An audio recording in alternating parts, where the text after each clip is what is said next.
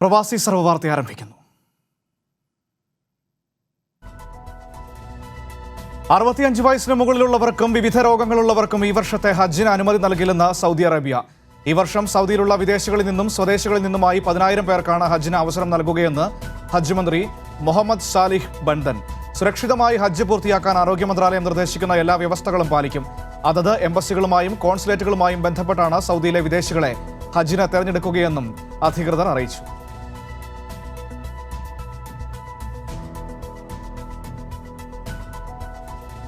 ഖത്തറിൽ ചൂട് കൂടുന്നതിനാൽ പൊതുജനങ്ങൾ സൂര്യതാപം നേരിട്ട് ഏൽക്കുന്ന സാഹചര്യങ്ങളിൽ നിന്ന് വിട്ടുനിൽക്കണമെന്ന് കാലാവസ്ഥാ വിഭാഗം മുന്നറിയിപ്പ് നൽകി. ഖത്തറിൽ ഈ ആഴ്ച മുഴുവൻ കടലിൽ പോകരുതെന്നും കാലാവസ്ഥാ വിഭാഗം അറിയിച്ചു. ശക്തമായ കാറ്റിനെ തുടർന്ന് 12 അടി വരെ തിരമാലകൾ ഉയർന്നു പൊങ്ങുവാൻ സാധ്യതയുള്ളതിനാലാണ് ഈ മുന്നറിയിപ്പ്.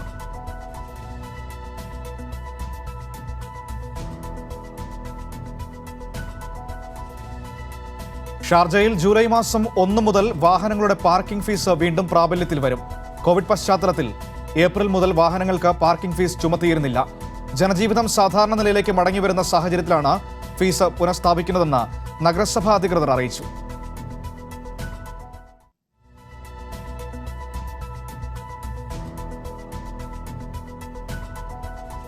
നിരന്തരമായ മുന്നറിയിപ്പുണ്ടായിട്ടും കർഫ്യൂ ലംഘനങ്ങൾ അധികമായി റിപ്പോർട്ട് ചെയ്യുന്നുണ്ടെന്ന് കുവൈറ്റ് ആഭ്യന്തര മന്ത്രാലയം അറിയിച്ചു. നിയമലംഘകരായ 8 സ്വദേശികളെയും 3 വിദേശികളെയും സുരക്ഷാ സേന അറസ്റ്റ് ചെയ്ത് കേസെടുത്തു.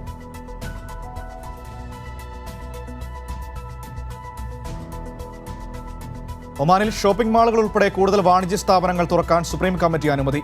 3 മാസത്തോളമായി അടഞ്ഞുകിടക്കുന്ന കൂടുതൽ വാണിജ്യ സ്ഥാപനങ്ങൾ ഇന്നു മുതൽ തുറന്നു. കർശന ആരോഗ്യ നിയന്ത്രണങ്ങളോടെയാണ് ഷോപ്പിംഗ് മാളുകൾ പ്രവർത്തിക്കുക. 12 വയസ്സിന് താഴെയുള്ളവർക്കും 60 വയസ്സിന് മുകളിലുള്ളവർക്കും മാളുകളിലേക്ക് പ്രവേശനമില്ല.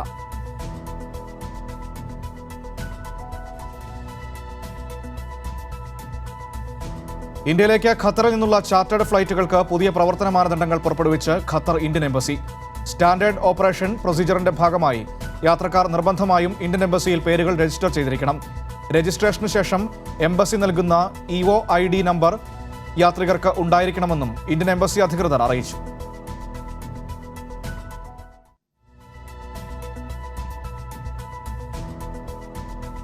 കൊറോണ വൈറസ് വ്യാപനം നിയന്ത്രണ വിധേയമായിക്കൊണ്ടിരിക്കുന്ന സാഹചര്യത്തിൽ കുവൈറ്റിലെ സ്പോർട്സ് ക്ലബ്ബുകളും ജിം ഉൾപ്പെടെയുള്ള പൊതു സംവിധാനങ്ങളും തുറന്നു പ്രവർത്തിക്കുവാനുള്ള തയ്യാറെടുപ്പിൽ. എല്ലാവിധ സുരക്ഷാ മാനദണ്ഡങ്ങളും പാലിച്ചുകൊണ്ടാവും സ്ഥാപനങ്ങൾ തുറന്നു പ്രവർത്തിക്കുകയെന്ന് അധികൃതർ വ്യക്തമാക്കി.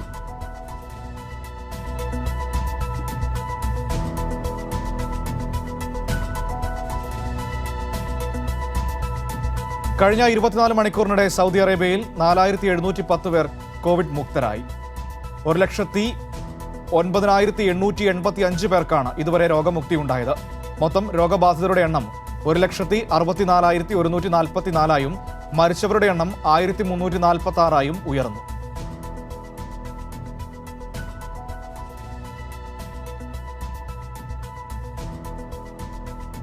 ഷാർജയിലെ കെട്ടിടത്തിൽ നിന്ന് വീണ് മലയാളി ബിസിനസ്സുകാരൻ മരിച്ചത് ആത്മഹത്യയാണെന്ന് പോലീസ് സ്ഥിരീകരിച്ചു. കണ്ണൂർ പനങ്കാവ് സ്വദേശി TP അജിത്ത് തിങ്കളാഴ്ചയാണ് ഷാർജയിലെ ബഹുനില കെട്ടിടത്തിൽ നിന്ന് വീണ് മരിച്ചത്. കഴിഞ്ഞ 30 വർഷമായി UAE-യിലുള്ള അജിത്ത് ഒട്ടേറെ ബിസിനസ് സംരംഭങ്ങളുടെ ഉടമയാണ്. ആത്മഹത്യ ചെയ്യാനുണ്ടായ കാരണം ഷാർജ പോലീസ് അന്വേഷിക്കുകയാണ്.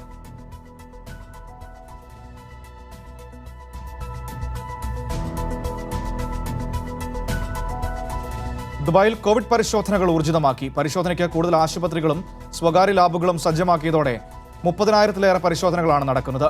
ഡ്രൈവ് ത്രൂ സെന്ററുകൾ, ഫീൽഡ് ആശുപത്രികൾ എന്നിവിടങ്ങളിലും നൂതന പരിശോധനാ സംവിധാനങ്ങളുണ്ട്.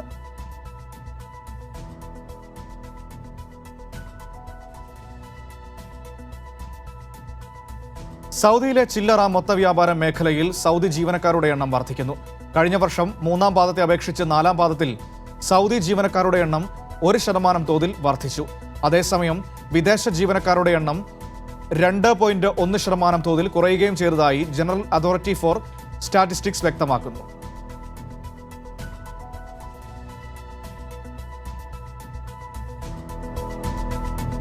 ബഹ്റൈനിൽ സ്കൂളുകളിലെ പരീക്ഷാ ഫലങ്ങൾ ഓൺലൈനിൽ ലഭ്യമാക്കുമെന്ന് അധികൃതർ. കോവിഡ് പശ്ചാത്തലത്തിൽ പേപ്പർ സർട്ടിഫിക്കറ്റുകൾ ഒഴിവാക്കും. സ്വഭാവ സർട്ടിഫിക്കറ്റുകൾക്കടക്കം ഇത് ബാധകമാണെന്നും അധികൃതർ അറിയിച്ചു.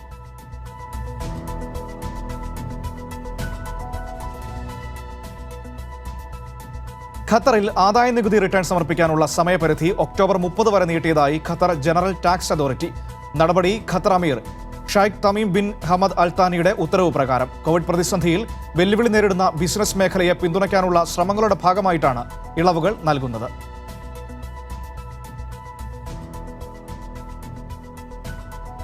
കോവിഡ് രോഗബാധയുടെ പശ്ചാത്തലത്തിൽ നാട്ടിലേക്ക് പോകാൻ ആഗ്രഹിക്കുന്ന മലയാളികൾക്കായി കലാ കുവൈറ്റ് ഒരുക്കിയ ചാർട്ടേഡ് വിമാനങ്ങളിൽ മൂന്നാമത്തെ വിമാനം ഇന്ന് വൈകിട്ട് കൊച്ചിയിലേക്ക് യാത്ര തിരിക്കും. 324 യാത്രക്കാരുമായി കുവൈറ്റ് എയർവേസ് വിമാനമാണ് നാട്ടിലേക്ക് യാത്ര തിരിക്കുന്നത്. നേരത്തെ 2 വിമാനങ്ങളിലായി 660 പേർ നാട്ടിലേക്ക് എത്തിയിരുന്നു.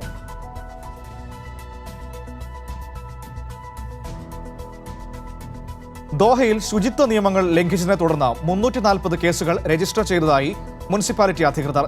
നിയമലംഘകരെ കണ്ടെത്തിയത് ദോഹ മുനിസിപ്പാലിറ്റിയും ആഭ്യന്തര മന്ത്രാലയത്തിലെ ഉദ്യോഗസ്ഥരും സംയുക്തമായി നടത്തിയ പരിശോധനകളിലാണ്. ദുബായിൽ ഇന്ത്യൻ ദമ്പതികളെ കൊലപ്പെടുത്തി കവർച്ച നടത്തിയ പ്രതിയെ പോലീസ് അറസ്റ്റ് ചെയ്തു. ഗുജറാത്ത് സ്വദേശികളായ ഹിരൺ ആദിയ, വിധി ആദിയ എന്നിവരാണ് ദുബായിലെ താമസ സ്ഥലത്ത് കൊല്ലപ്പെട്ടത്. കഴിഞ്ഞ വ്യാഴാഴ്ചയായിരുന്നു സംഭവം. ദമ്പതികളുടെ വില്ലയിൽ അറ്റകുറ്റപ്പണികൾക്ക് ചെന്നിരുന്ന ഏഷ്യക്കാരനായ യുവാവാണ് പിടിയിലായത്.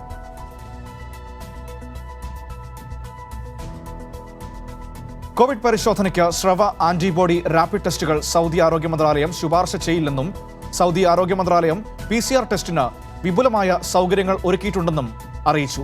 ആരോഗ്യ മന്ത്രാലയം വക്താവ് ഡോക്ടർ മുഹമ്മദ് അൽ അബ്ദുൾ ആലിയാണ് വാർത്താ സമ്മേളനത്തിൽ ഇക്കാര്യം അറിയിച്ചത്.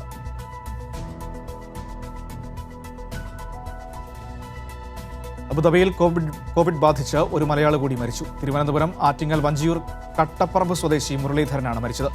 55 വയസ്സായിരുന്നു. അബുദാബിയിലെ ഫസ്റ്റ് കോൺട്രാക്ടിംഗ് കമ്പനിയിൽ സിവിൽ എഞ്ചിനീയർ ആയിരുന്നു അദ്ദേഹം.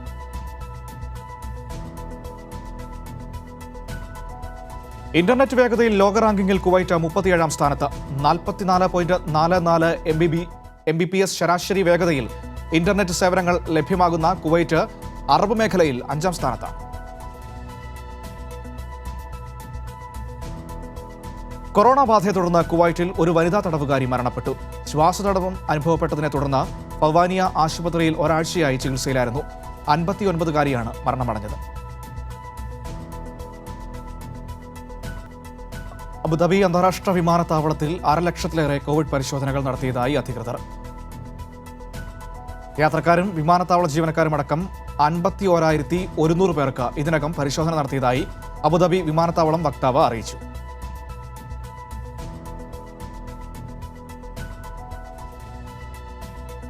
കോവിഡ് പശ്ചാത്തലത്തിൽ ഖത്തറിൽ നിന്നും ഇന്ത്യയിലേക്ക് 94 വിമാനങ്ങളിലായി മടങ്ങിയത് 16,384 പ്രവാസികൾ.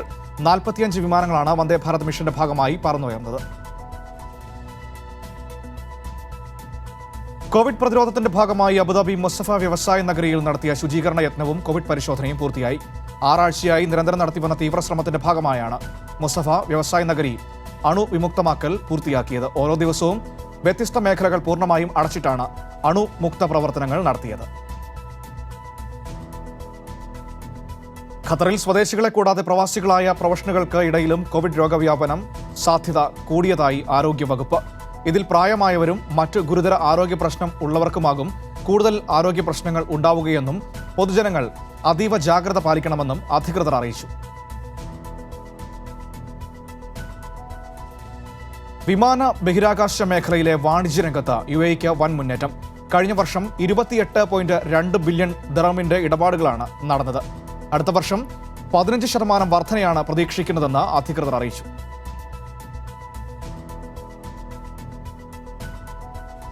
ഖത്തറിൽ ഓട്ടിസം ബാധിതരുടെ സംരക്ഷണത്തിനായി ഖത്തർ ആരോഗ്യ മന്ത്രാലയത്തിന്റെ പുതിയ വെബ്സൈറ്റ് ഓട്ടിസം ബാധിച്ചവർക്കും അവരെ പരിചരിക്കുന്നവർക്കും രക്ഷിതാക്കൾക്കും പുതിയ സാമൂഹിക ആരോഗ്യ വിഷയങ്ങളെക്കുറിച്ച് ബോധവൽക്കരണം നടത്തുകയാണ് ലക്ഷ്യമെന്ന് അധികൃതർ വ്യക്തമാക്കി. ഈ വർഷത്തെ ഹജ്ജ് കർമ്മം സംബന്ധിച്ച് സൗദി ഭരണകൂടം എടുത്ത തീരുമാനത്തെ UAE ഫത്വ കൗൺസിൽ സ്വാഗതം ചെയ്തു. ലോകം മുഴുവൻ കൊറോണ വ്യാപകമായ പശ്ചാത്തലത്തിൽ ഹജ്ജിന്റെ കാര്യത്തിലുള്ള തീരുമാനത്തിൽ പൂർണ്ണമായും യോജിക്കുകയാണ്. കോവിഡ് പശ്ചാത്തലത്തിൽ ഇത്തവണ ഹജ്ജിനാകെ 10,000 പേർക്കാണ് അനുമതി നൽകുകയെന്ന് സൗദി അറിയിച്ചിരുന്നു. ദുബായിൽ സെപ്റ്റംബറിൽ വിദ്യാഭ്യാസ സ്ഥാപനങ്ങൾ തുറന്നേക്കും. അധികൃതരുടെ പരിഗണനയിലാണ് ഇക്കാര്യം. അടുത്ത അധ്യയന വർഷം മുതൽ നേരിട്ട് പഠനം ആരംഭിക്കുമെന്ന് നോളജ് ആൻഡ് ഡെവലപ്മെന്റ് അതോറിറ്റി അറിയിച്ചു. ഇതിനു മുന്നോടിയായി സ്വീകരിക്കേണ്ട സുരക്ഷാ മാർഗനിർദ്ദേശങ്ങൾ സംബന്ധിച്ച് സ്കൂൾ, കോളേജ് അധികൃതരുമായി ചർച്ച നടത്തുമെന്ന് വിദ്യാഭ്യാസ വകുപ്പ് വ്യക്തമാക്കി. ദുബായിൽ ഹൃദയാഘാതം മൂലം മലയാളി മരിച്ചു. കൊല്ലം ആശ്രാമം സ്വദേശി അഭിലാഷ് തുളസീധരനാണ് മരിച്ചത്. 34 വയസ്സായിരുന്നു. 13 വർഷമായി ദുബായിലെ ഒരു കമ്പനിയിൽ സ്കഫോൾഡിംഗ് ഇൻസ്പെക്ടറായി ജോലി ചെയ്തു വരികയായിരുന്നു.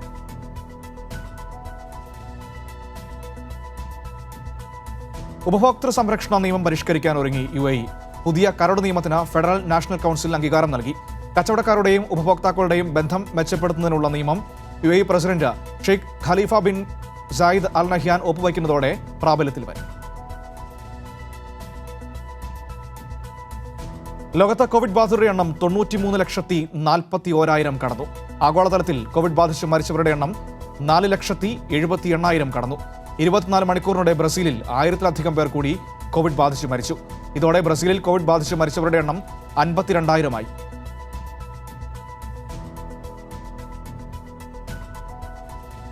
കോവിഡ് മൂലം ഏറ്റവും കുറഞ്ഞ മരണനിരക്ക് ഇന്ത്യയിലാണെന്ന് ലോകാരോഗ്യ സംഘടന. 1 ലക്ഷം പേരിൽ വൈറസ് ബാധ മൂലം മരിക്കുന്നവരുടെ കണക്ക് നോക്കുകയാണെങ്കിൽ ഏറ്റവും കുറവ് പേർ മരിക്കുന്നത് ഇന്ത്യയിലാണ്.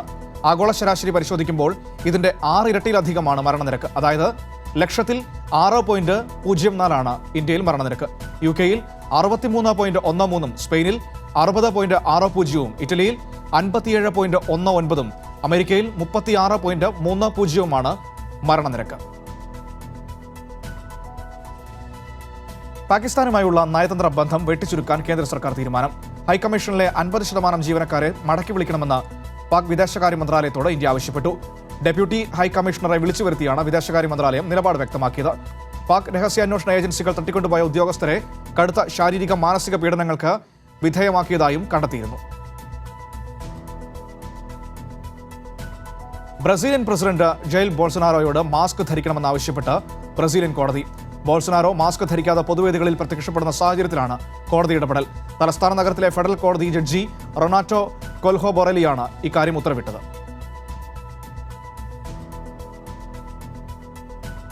പ്രതിഷേധക്കാരെ ഭീഷണിപ്പെടുത്തി അമേരിക്കൻ പ്രസിഡന്റ് ഡൊണാൾഡ് ട്രംപിന് ട്വിറ്ററിന്റെ മുന്നറിയിപ്പ്. അമേരിക്കൻ തലസ്ഥാനത്തെ പ്രതിഷേധക്കാർക്ക് നേരെ ഗുരുതരമായ ബലപ്രയോഗം നടത്തുമെന്ന ട്രംപിന്റെ ട്വീറ്റിനെതിരെയാണ് ട്വിറ്റർ നോട്ടീസ് നൽകിയിരിക്കുന്നത്. ഇത് 2ാം തവണയാണ് ട്രംപിന്റെ ട്വീറ്റുകൾക്ക് ട്വിറ്റർ മുന്നറിയിപ്പ് ലേബൽ നൽകുന്നത്. കോവിഡ്-19 പശ്ചാത്തലത്തിൽ ബഹ്റൈൻ എയർപോർട്ട് ജീവനക്കാരുടെയും സുരക്ഷയ്ക്ക് പുതിയ സംവിധാനം നടപ്പാക്കുമെന്ന് അധികൃതർ അറിയിച്ചു. കോവിഡ് വ്യാപനം നേരിടുന്നതിനുള്ള അന്താരാഷ്ട്ര വ്യോമയാന സംഘടനയുടെയും ആരോഗ്യ മന്ത്രാലയത്തിന്റെയും മാനദണ്ഡങ്ങൾക്കനുസരിച്ചുള്ള നടപടികളാണ് സ്വീകരിക്കുന്നതെന്ന് ബഹ്റൈൻ എയർപോർട്ട് കമ്പനി അറിയിച്ചു.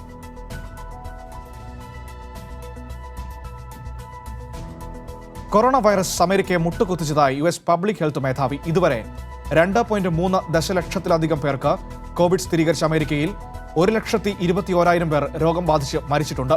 US-ലെ പൊതുജനാരോഗ്യ സംവിധാനങ്ങൾ വളരെ കാലമായി ഫണ്ട് ദൗർലഭ്യം അനുഭവിക്കുന്നുവെന്നും അടിയന്തര നിക്ഷേപം ആവശ്യമാണെന്നും federal centres four disease control and prevention director പറഞ്ഞു.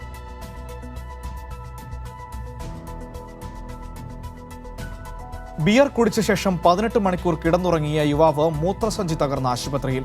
തുടർച്ചയായി 10 ബോട്ടിൽ ബിയർ കുടിച്ച ശേഷം ഉറങ്ങിയ യുവാവിന്റെ മൂത്രസഞ്ചി തകർന്നു. ബിയർ കുടിച്ച ശേഷം ഉറങ്ങിപ്പോയ യുവാവ് ഇടയ്ക്ക് മൂത്രമൊഴിക്കാതിരുന്നതാണ് മൂത്രസഞ്ചി തകരാൻ കാരണം. സംഭവത്തെ തുടർന്ന് ഗുരുതരാവസ്ഥയിലായ ചൈനീസ് യുവാവ് ആശുപത്രിയിൽ ചികിത്സയിലാണ്.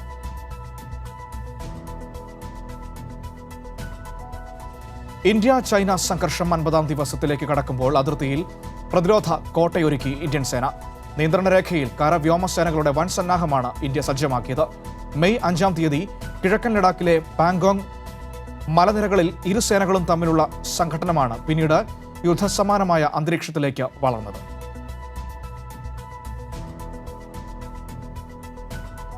ചൈനയുമായി അതിർത്തി പങ്കിടുന്ന പ്രദേശങ്ങളിലെ റോഡ് നിർമ്മാണം വേഗത്തിലാക്കി കേന്ദ്ര സർക്കാർ.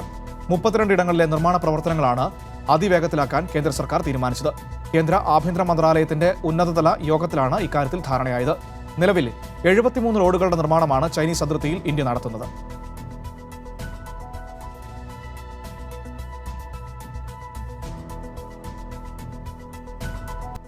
മെക്സിക്കോയിൽ 7.4 തീവ്രത രേഖപ്പെടുത്തിയ ശക്തമായ ഭൂചലനം. പ്രാദേശിക സമയം രാവിലെ 10:00-ക്കായിരുന്നു ഭൂചലനം ഉണ്ടായത്. ഭൂകമ്പത്തെ തുടർന്ന് US ജിയോളജിക്കൽ വകുപ്പ് സുനാമി മുന്നറിയിപ്പ് നൽകി.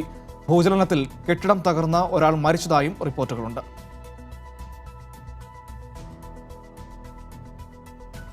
ബീജിംഗിൽ ഓൺലൈൻ ഭക്ഷണ വിതരണ കമ്പനിയിൽ ജോലി ചെയ്യുന്ന ഡെലിവറി ബോയ്ക്ക് കോവിഡ്. ഇയാളിലൂടെ നഗരത്തിൽ വലിയ തോതിൽ കോവിഡ് രോഗം പടർന്നിരിക്കാമെന്ന് റിപ്പോർട്ട്. നഗരത്തിൽ പലയിടങ്ങളിലും പുതിയ കോവിഡ് കേസുകൾ. ഭക്ഷണ വിതരണക്കാരന് കോവിഡ് സ്ഥിരീകരിച്ചതോടെ സർക്കാർ ജാഗ്രത വർദ്ധിപ്പിച്ചു. ചൊവ്വാഴ്ച മാത്രം 13 പുതിയ കേസുകളാണ് നഗരത്തിൽ ഉണ്ടായിരിക്കുന്നത്.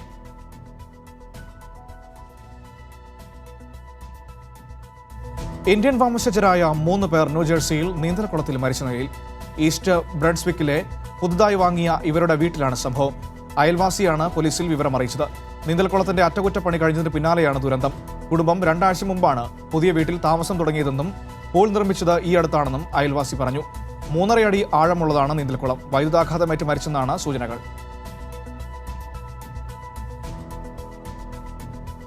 സൊമാലിയയിൽ തുർക്കിഷ് സൈനിക പരിശീലന കേന്ദ്രത്തിന് സമീപമുണ്ടായ സ്ഫോടനത്തിൽ ഷാവേർ ഉൾപ്പെടെ 3 പേർ മരിച്ചു. ഒരു ട്രെയിനിയും ഒരു സിവിലിയനുമാണ് കൊല്ലപ്പെട്ട മറ്റുള്ളവരെന്ന് അധികൃതർ അറിയിച്ചു. സ്ഫോടനത്തിന്റെ ഉത്തരവാദിത്വം അൽ ഷബാബ് ഭീകര സംഘടന ഏറ്റെടുത്തു. ഡൊണാൾഡ് ട്രംപിന്റെ വിസ വിലക്ക് ഇന്ത്യക്ക് ഏൽപ്പിക്കുന്നത് ഇരട്ടിയാഘാതം. യുഎസിലേക്ക് കുടിയേറാൻ കൊതിച്ച 10,000-കണക്കിന് പ്രവാസികൾക്ക് അവസര നിഷേധത്തിന് പുറമെ മുൻനിര ഇന്ത്യൻ കമ്പനികൾക്ക് വരുമാന നഷ്ടവുമാണ് ഇതിലൂടെ ഉണ്ടാകുന്നത്. ഇറാനിൽ നിന്ന് പെട്രോളിയം ഇറക്കുമതി ഉപരോധത്തിൽ ഇളവ് വേണമെന്ന ഇന്ത്യയുടെ നിലപാടിനെ അമേരിക്കൻ വിദേശ വകുപ്പ് ന്യായീകരിച്ചപ്പോൾ പ്രസിഡന്റ് ഡൊണാൾഡ് ട്രംപ് എതിർത്തെന്ന് വെളിപ്പെടുത്തൽ. അമേരിക്കൻ ദേശീയ സുരക്ഷാ ഉപദേഷ്ടാവായിരുന്ന ജോൺ ബോൾട്ടൺ എഴുതിയ വൈറ്റ് ഹൌസ് ഓർമ്മക്കുറിപ്പുകളിലാണ് ട്രംപിന്റെ ചതി വെളിപ്പെടുത്തുന്നത്.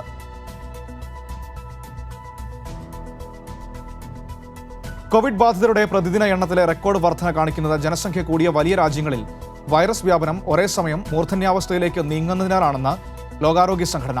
കൂടുതൽ പരിശോധന നടത്തിയതുകൊണ്ടാണ് രോഗബാധിതരുടെ എണ്ണം കൂടിയതെന്ന അമേരിക്കയുടെ വാദം WHO അടിയന്തരകാര്യ മേധാവി ഡോക്ടർ മൈക്കൽ റിയാൻ തള്ളി.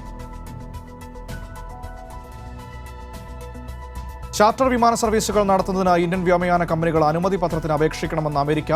ഇന്ത്യക്കും അമേരിക്കയ്ക്കുമിടയിൽ വ്യോമ ഗതാഗത സർവീസുകൾ നടത്തുന്നതുമായി ബന്ധപ്പെട്ട് ഇന്ത്യൻ സർക്കാർ അന്യായവും വിവേചനപരവുമായ നടപടികൾ സ്വീകരിക്കുന്നതായി അമേരിക്കൻ ഗതാഗത വകുപ്പ് ആരോപിച്ചു. അമേരിക്കൻ വ്യോമയാന കമ്പനികൾക്ക് തത്തുല്യമായ മത്സരാവസരം കിട്ടണമെന്നാണ് ട്രംപ് ഭരണകൂടത്തിന്റെ ആവശ്യം.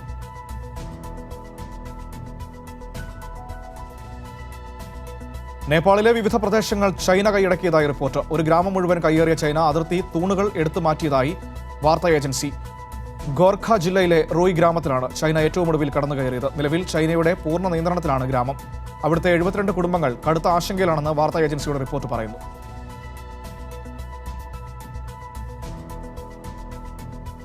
മെക്സിക്കോയിൽ ഒറ്റ പ്രസവത്തിൽ ജനിച്ച 3 കുഞ്ഞുങ്ങൾക്ക് കോവിഡ് സ്ഥിരീകരിച്ചു. രാജ്യത്തെ സാൻ ലൂയിസ് പട്ടോസി സ്റ്റേറ്റിലെ ആശുപത്രിയിലാണ് യുവതി 2 ആൺകുട്ടികൾക്കും ഒരു പെൺകുട്ടിക്കും ജന്മം നൽകിയത്. നിലവിൽ ഒരു ആൺകുട്ടിക്ക് വെന്റിലേറ്റർ സഹായം നൽകുന്നുണ്ട്. 1 മാസം തികയും മുമ്പെയുള്ള പ്രസവമായിരുന്നു. മാതാവ് കോവിഡ് പോസിറ്റീവായിരുന്നെങ്കിലും രോഗലക്ഷണങ്ങൾ കാണിച്ചിരുന്നില്ല.